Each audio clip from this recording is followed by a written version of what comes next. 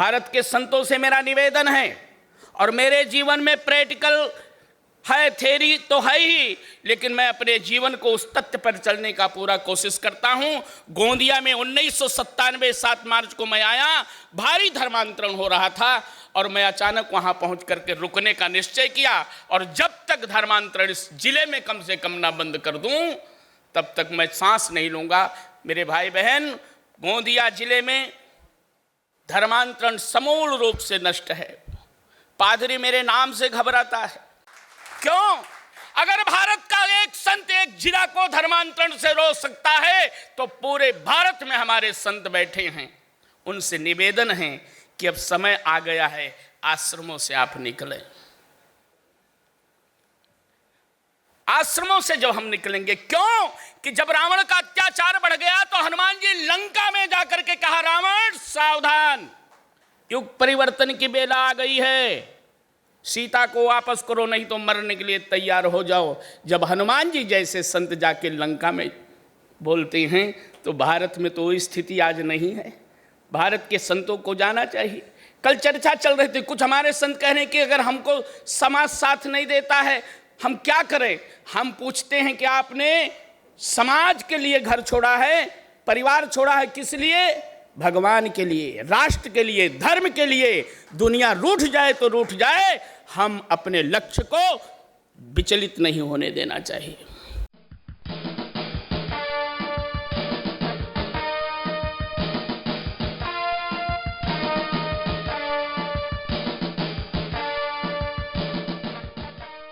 अभी हाल ही में सेंसस दिखा रहा था कि अपना गूगल में ईसाई 30% यहाँ पे बताया गया है, फिर हिंदूज 29%, दोनी पोलो हमारा एनिमिस्टिक जो हैं 26, बुद्धिस्ट 11। ये बिल्कुल गलत है। अरुणाचल में जितना है बुद्धिस्ट, हाँ बुद्धिस्ट 11% ठीक है, लेकिन बाकी जितना हिंदू हैं। हम सूर्य उपासना करता है, चंद्रमा उपासना करता है, नदी को पूजा करता है, बड़ा बड़ा पर्वत को पूजा करता है, बड़ा पेड़ आप लोग या पीपल कहा जाता है, उधर में हम लोग सारोसान इसको पूजता है। तो हम हिंदू नहीं तो क्या है? हम हिंदू का एक पार्ट है। तो अरुणाचल का ईसाई आप हिंदू नहीं हैं, ये प्रमाण ये बताने के लिए सबको बहका रहा है। अभी उनका साथ, उनका चाल चलन, गंदा विचार और उसका दुष्कर्म को पूरा मालूम हो चुका। मनमाऊ में नागालैंड से हम लोग पड़ोसी हैं। नागालैंड तो मेरा ख्याल से 98% क्रिश्चन हो गया। उधर का ईसाई आता है, तिराप में प्रचार करता है NACN, national council of socialist of ये नागालैंड, एक अंडरग्राउंड है उग्रवादी। बंदूक का नोक पे एक समय में कन्वर्ट किया जाता था, वो तो छुपा नहीं है, पूरा नेशनल न्यूज़ में आया है। लास्ट 2001 को जो ईसाई नहीं मानने वाला को मनमाऊ डिस्ट्रिक्ट में एक औरत को जिंदा जलाया गया, उसका पादरी अभी तक जेल में सड़ा हुआ है। उसका बाद दमन थोड़ा सा गतिविधि कम हुआ। इसलिए मैं बस अरुणाचल का जो परसेंटेज आप गूगल में देखा है वो सच्चाई नहीं है। हम 80% हिंदू है अरुणाचल में, और ईसाई अभी जितना भी कन्वर्ट हो चुका उधर से वापसी आ रहा है।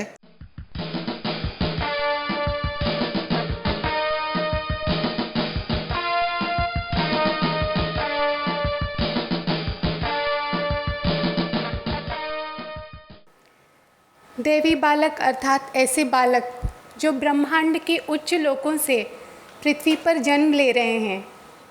ये बालक विशेष हैं क्योंकि ये उच्च आध्यात्मिक स्तर पर ही जन्म लेते हैं, और इसका कारण यह है कि उन्होंने कई जन्मों में अपनी आध्यात्मिक उन्नति के लिए अथक प्रयास किया है।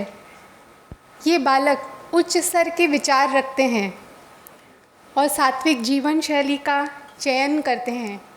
वे देवी देवताओं के प्रति आकर्षित होते हैं और उन्हें उच्च स्तर की आध्यात्मिक अनुभूतियाँ भी आती हैं। वास्तव में उनके कई माता पिता ने हमें बताया कि जब ऐसे बालक उनके गर्भ में थे तब उन्हें उच्च आध्यात्मिक अनुभूतियाँ भी आईं। देवी बालकों को आध्यात्मिक पोषण वातावरण दें जिससे जीवन का जो सर्वोत्तम उपयोग है वो ईश्वर प्राप्ति के लिए कर सकें, क्योंकि यही लक्ष्य लेकर देवी बालक आज इस पृथ्वी पर जन्म ले रहे हैं। अब हम कुछ देवी बालकों को यहाँ पर बुलाएंगे। कुमारी श्रिया राजेंद्रकर, उनका स्तर 66% है। कुमारी शर्वरी कानस्कर का आध्यात्मिक स्तर 61% है। तो यदि आपको लगता है कि आपके बालक भी देवी हैं, तो आप हमें संकेत स्थल द्वारा, महर्षि अध्यात्म विश्वविद्यालय द्वारा आप हमें ज़रूर संपर्क कर सकते हैं।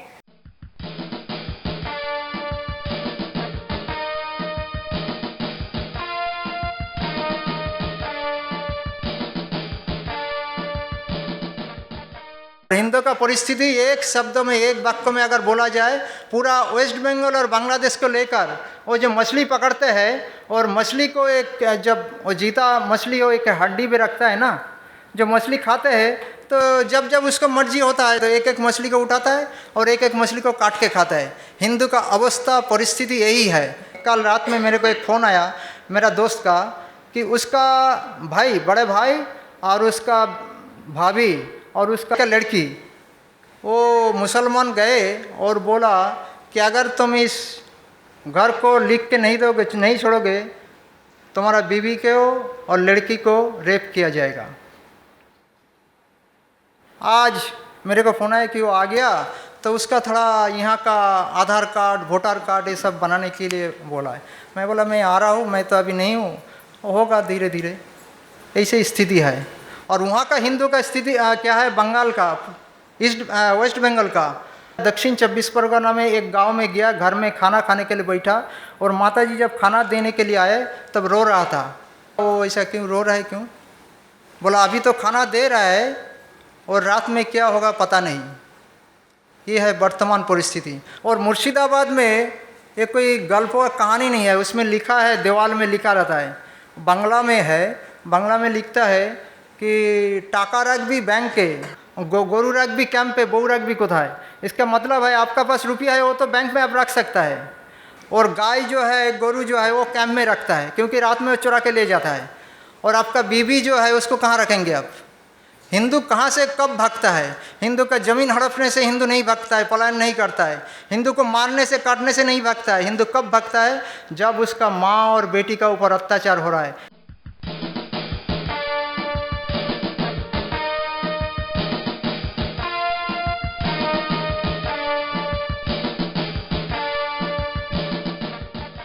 कुल मिला के 50-60 लाख लोग किसी न किसी पंथ संप्रदाय में जुड़े हैं और उसका रिमोट भारत में है।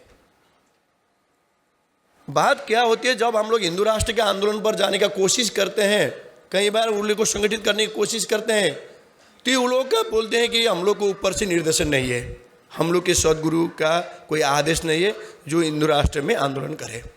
मैं आप लोग से विनती करता हूँ, जो भारत के माध्यम से नेपाल में जितने भी पंथ संप्रदाय है, जितने भी गुरु है, उन लोग को एकीकृत करें, उनको एक साथ बैठा के नेपाल के हिंदू राष्ट्र में सहयोग पहुंचाने के लिए निवेदन करें। और उसमें व्यवहारिक बाधा है, जितने भी हिंदू संगठन है, और हिंदू संगठन की बातें नहीं है, जितने भी हम लोग पंडित जी है, अब पंडित जी इतना श्रम महंगा हो गया। मैंने पूजा पाठ, मैंने परसों भी बताया था कि आजकल गरीब लोग आजकल धर्म करने के लिए काम पर कोई काम कर नहीं सकता है। एक सत्यनारायण पूजा लगाना है, एक रुद्री लगाना है, शादी करना है, ये करना है, ते करना है, बहुत महंगे पड़ जा रहा है। डिमांड बहुत ज़्यादा बढ़ती जा रहे हैं। और संत महंत लोग भी आजकल थोड़ा वीआईपी बन गए हैं, उनका भी थोड़ा बड़ा आश्रम चलाना है, एक नहीं 2, 4, 5 AC वाला भवन बना है, बड़े बड़े आश्रम बनाना है। आजकल मैंने धर्म के ऊपर में वफादारी नहीं है। तो हिंदू धर्म में यही हो रहा है कि मैंने सेवा का भाव काम और अपने काम ज़्यादा होने पर भी बहुत बाधा अड़चन होती है।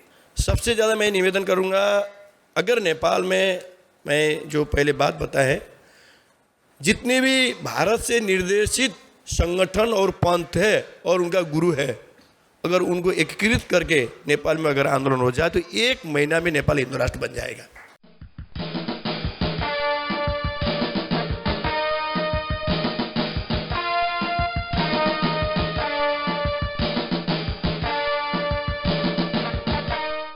bottom line is, unless and until we commence our inward journey, the inner pilgrimage to reach our eternal essence by contemplation, introspection, and meditation, that is our sadhana. If you don't do our sadhana, and if you are not able to enter your inner being, you cannot flower into spirituality. And if you cannot flower into spirituality, and if you do not diligently perform or practice dharmic values on a daily basis, you can never be a symbol of Hinduism. And if you cannot be a living symbol of Hinduism, you can never convince or influence some other person or a secular Hindu who's still sleeping in the... We have to, अगर जागरण करना है हिंदू को, जो बच्चे हैं, तो we have to give them scientific knowledge and create such an atmosphere that they grow in these values. Once you enter the inner being, everything falls into place. If you go towards your center, the periphery will take care of itself.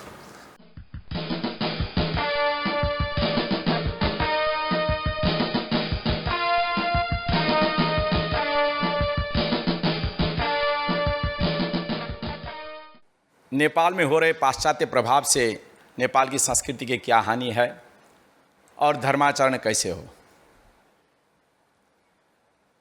सबसे पहले तो जो आंग्ल भाषा का मोह है लोगों को, उसकी वजह से एक बहुत बड़ी हानि हुई। मैं कल्पना करता हूं कि हमारी जगत भाषा संस्कृत हो, शायद उससे हम बहुत ज़्यादा सुरक्षित होते। आंग्ल भाषा का प्रभाव इतना ज़्यादा बड़ा, उसके साथ साथ में भाषा नहीं, उसके साथ साथ में संस्कृति भी आई है। टाई वाली संस्कृति, टोपी को परित्याग किया। मैंने टोपी पहना हुआ है, थोड़ा सा परिचय करा देता हूँ टोपी का भी।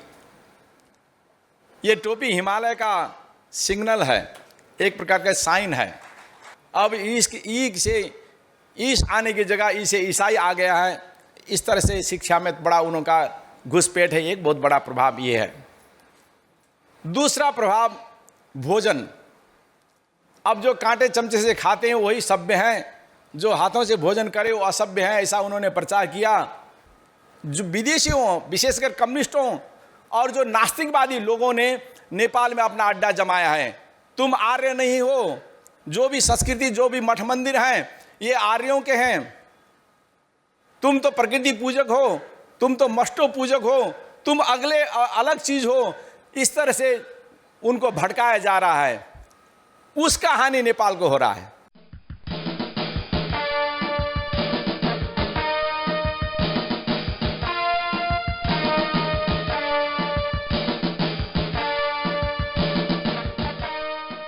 एक पेंटोप्रोजोल जो गैस की दवाई है, पैंडी वगैरह लेते हैं, वो एक सिप्ला कंपनी की है। उस पर MRP 118 रुपया 65 पैसा लिखा हुआ है, 10 टैबलेट की दवाई। प्रधानमंत्री जन औषधि शॉप पे अगर यही दवाई अगर आप उनके पास खरीदेंगे तो आपको वो दवाई 10 रुपये में मिलेगी। जो आप 120 में खरीदे वो आपको 10 रुपये में मिलेगी। तो लोगों का माइंड क्या है कि जनरली लोगों का यह है कि सस्ती दवाई काम नहीं करती है। वो सस्ती नहीं है, सस्ती के साथ साथ वो अच्छी दवाई भी है। जो प्रधानमंत्री जन औषधि शॉप में जो दवाई मैन्युफैक्चरिंग होती है वो WHO यूनिट में मैन्युफैक्चरिंग होती है। और जो जनरली जो मार्केट में दवा मिलती है वो एक जगह एक लेबोरेटरी में टेस्ट होती है। जो प्रधानमंत्री जन औषधि दवा 2 जगह टेस्ट होती है। एक जहाँ से मैन्युफैक्चरिंग होता है वहाँ टेस्ट होती है, और दूसरी दवा जो गवर्नमेंट लैब में भी टेस्ट होती है। हमें यह देखना चाहिए कि डॉक्टर ने प्रिस्क्रिप्शन में क्या लिखा है वो न देखते हुए उसमें सॉल्ट क्या है, वो सॉल्ट के नाम से हम दवा खरीदना चाहिए। जैसा वो पैंडी में सॉल्ट है, पेंटोप्रोजोल सॉल्ट है, वो पेंटोप्रोजोल सॉल्ट अगर आप जेनरिक शॉप में भी बोलते हैं या प्रधानमंत्री जन औषधि शॉप पे भी आपका प्रिस्क्रिप्शन लेके जाते हैं तो उसमें जो सॉल्ट है वो कंप्यूटर में देख के इमीडिएटली आपको बता देगा कि ये दवाई का सब्स्टिट्यूट ये दवाई है, आपको बाजार में वो 200 रुपये में मिलेगी, मेरे पास 10 रुपये में मिलेगी। तो इस तरह का हम प्रधानमंत्री जन औषधि शॉप भी हम अगर गूगल पे सर्च करते हैं प्रधानमंत्री Jan Aushadhi shop near me, तो इमीडिएटली आपको प्रधानमंत्री जन औषधि शॉप का आपको दवाई मिल जाएगी।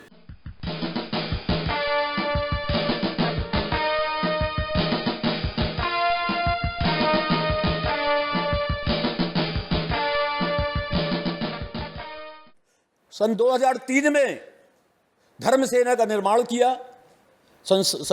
धर्म सेना के माध्यम से हम लोगों ने जबलपुर में बहुत कार्य किया है। मध्य प्रदेश में पूरे एक जागृति लाई है। पूरे मध्य प्रदेश में लगातार 2003 और 4 में लगभग 50 केस धर्म परिवर्तन के हम लोगों ने धर्म सेना के माध्यम से ईसाई मशीनरीज के ऊपर दर्ज कराए हैं। डॉक्टर चारुदत्त पिंगले जी, रमेश सिंधे जी की से मेरा परिचय हुआ, जबलपुर आए थे और उन्होंने मुझे कहा कि धर्म रक्षा का कार्य जो आप कर रहे हो इसके लिए आपको शक्ति की आवश्यकता है, बल की आवश्यकता है। बिगर बल के शक्ति के, आध्यात्मिक शक्ति के आप कार्य नहीं कर सकते।